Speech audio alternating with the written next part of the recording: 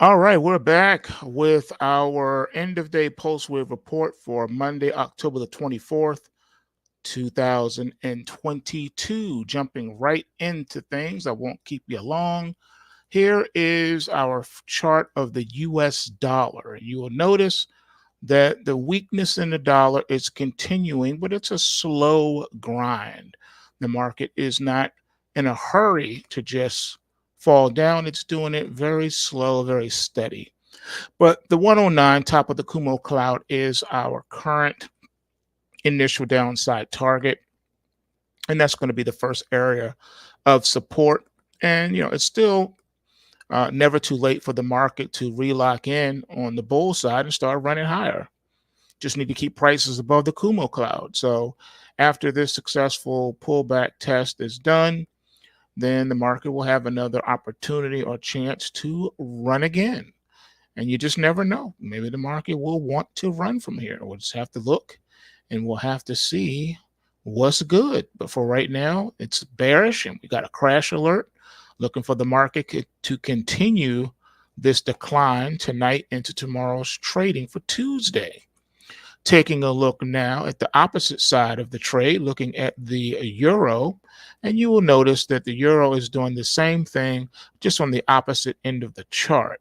How the US dollar is hanging up here, the upper echelons of the price move. The euro is down here, bottom dwelling near the lows, but kind of hovering above the 52-week lows. And we are looking for the market to continue to drift sideways with a slightly higher bent to it.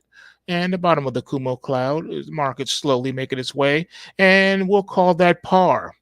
So this market's trying to slowly drift back above par. Par is going to be a major resistance, and that's also the bottom of the Kumo cloud. It's going to mark a very tough situation for the euro to get back above par. There's a strong possibility that this bear market could continue. We're still locked in this bear market. We're still locked in. Nothing has changed. Yeah, you got a bullish bent to it now as the market has dead cat bounced off of the 52-week lows, but the bear market is still very much locked in. The momentum is locked in. That has not changed. Nothing has shifted. I can't stress that part enough. Just because the market is taking a break doesn't mean a thing. Here is the pound sterling. As you know, Europe is just in a state of turmoil right now because you're working on your third prime minister in a few months. Within a few months, you've had your third prime minister in the same calendar year. That is ridiculous. And then not only that, but you had a nice little bounce off the 52-week lows, but this bear market is still locked in. Nothing has changed. You got a little bullish bent to the market as the market is, levitating up here right below the bottom of the Kumo cloud, which is the immediate upside target. We'll call that 115 for now. So that's going to be a pretty tough overhead resistance point for the pound sterling. Now, here's a good one for you. If you go back to the 52-week low, the market hit 103, okay? 103.59 to be exact. Is the pound sterling at risk of falling below par like the euro? Say it ain't so. But it could be, ladies and gentlemen. It could be. Market is locked in this bear market. All right. And that means that the price action could relock in on the downside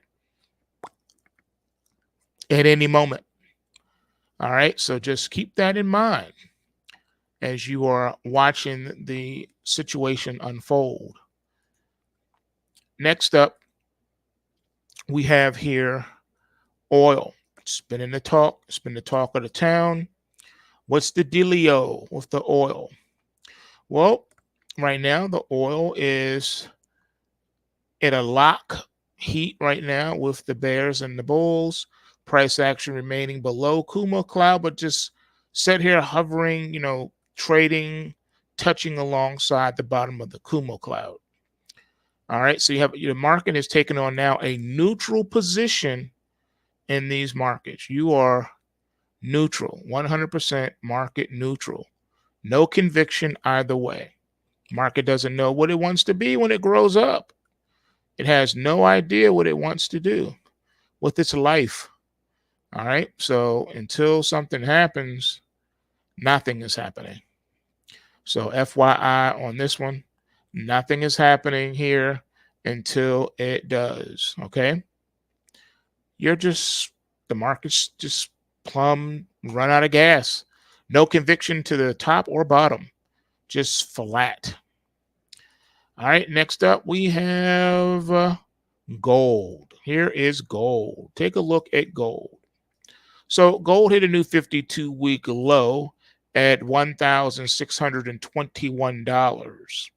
All right, so we're at that infamous 1,600 handle that I told you about way, way, way back. All right, and we're here, and we're hitting new 52-week lows back to back. And now there is a slightly bullish bias in the market, but make no mistake, it's still quite bearish. You just had a nice little technical bounce off the 52-week low, and that's all. A trend change has not occurred. All right. So can we get up to the bottom of the Kumo cloud? We'll call that 1,700 overhead initial resistance and initial upside target on the move.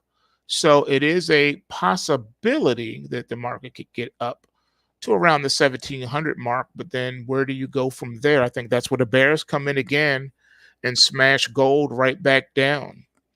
Now, I understand the arguments made on the bullish side of gold. And they're, usually gold is that great hedge against inflation and blah, blah, blah. We have been under hyperinflation now for a minute, and gold has not taken out the all-time highs. All right. We have supply chain issues.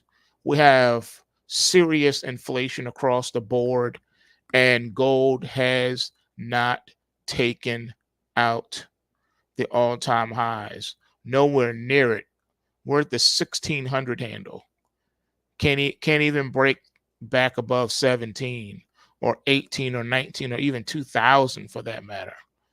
The market is struggling to do anything. And we have inflation everywhere. All right. Now, you would think that with the weakness, the current weakness in the dollar has, the dollar for the time being has stopped trending higher. So you would think that that would be enough for gold to start acting like a commodity instead of a precious metal and rally off of the weaker dollar. But it's not happening. All right. Gold has fallen and can't get up. Who knows the reason why outside of market manipulation, which we already know, it's already been proven, it's already come out in mainstream media years ago. But here we are again. Here we are. And we're still weak even in the silver. Now, silver had a nice little technical bounce off of its little low point here, but it's still weak. Yeah, you got back above the Kumo cloud. That's great. And looks like the market may want to continue, but it's still in dangerous territory. All right. It's at a danger zone where the bears can come in and smash it down again. So, yeah, you have a nice little dead cat bounce off the low point, but it's not really all that significant per se. So just want to give you FYI there. Silver below $20 an ounce is a sign of severe weakness in this. Now, the market has tried. Look, several attempts have been made to rally this market, and it always ends in epic failure. Tried again to rally, epic failure. It keeps getting smacked right back down every time it tries. One of these days, this is going to take. When that day will be, I haven't the faintest or foggiest idea. But for now, the metals have fallen and really cannot get up. All right, taking a look now at Bitcoin. As you know, we had that gap um, between Friday's close and today's open. All right, because the Bitcoin was up over the weekend. So I'm expecting a little back and filling here, but this market, for the most part, is in a neutral position as well. All right, it's trying to rally, and for some odd reason, it's having a rough time. Bottom of the Kumo cloud at that 21,000 level has been pretty hard to come by for this market, but that's the upside target if this rally can ever get going. We have bot checks, we have computers, we have algorithms starting to buy in at this level, so it's only a matter of time before the market pops. Also, you're bubbled up here in this bear market. It's long in the tooth, so at any moment Bitcoin could explode. And you do have this bullish pointer way back yonder here. It's on September the 13th. So yeah, I think it's trying to do something. It's just not a lot of, you know, energy behind the move. And last but not least, here's your Ethereum. And it's looking the same way. Now we had this rally alert that we got from Sunday. And then the market did rally today in the Ethereum, and it seems to be calming down a little bit. Bottom of the Kumo cloud around that 1500 mark is the initial upside target here. So perhaps Ethereum can get a little bit more going, and maybe that'll encourage Bitcoin or vice versa. But at this point, these markets are really struggling. This is a serious situation, folks. Well, we're seeing that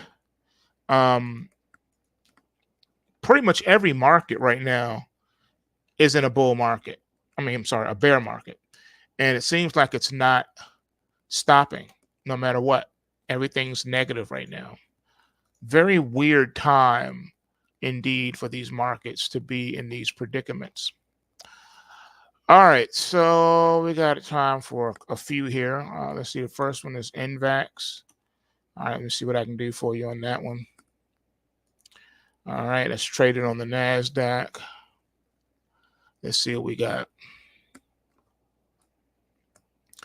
All right, so on the NVAX, we had a rally alert coming into today, and we're looking for more upside production. Bottom of the Kumo cloud around the $30 mark is the initial upside target on this rally off of the 52-week lows. All right, next up you have IMVT. All right. Let's see here. This is Immunovax. Okay. On this one, coming into today, this one is a continuation pattern from last week. You just hit a new 52-week high. This one seems to be wide open and wanting to gallop. Regardless of what the story is, this one seems like it wants to run. So way to go on this one. Just remember to pop your way through it, lock in profit as the market is moving higher so you don't give back any gains. Last but not least is Kingsoft Cloud. Is that how you say that? All right. Okay, this one doesn't look like it's meeting all my criteria, but let's take a look anyway. All right, so this one has a crash alert for tomorrow's trading on it. Looks like the market wants to come down here and retest the 52-week lows on KC. All right, last but not least, we got IMPUY. All right. And this is Impala Platinum. It's on the pink sheets over the counter. Let's see if we have the right thing on here. Let's see. All right, so this one here is consolidating down here below the Kumo cloud. You had a 52-week low. You had your rally alert. Then the market came down. and said the rally's over. And then now you got another rally alert. You got initial upside production. Today was a pause. I would say still on this one, you're still under the auspices of the rally alert, and that the bottom of the Kumo cloud around the $10.50 mark will be the initial upside target if the market can get there. It looks like it just very well may do just that. All right, last but not least, we got IMPP, and then we'll wrap it up. All right, so this one here is Imperial Petroleum. And Imperial Petroleum doesn't like it meets the criteria for the chart, but let's see what we can find out.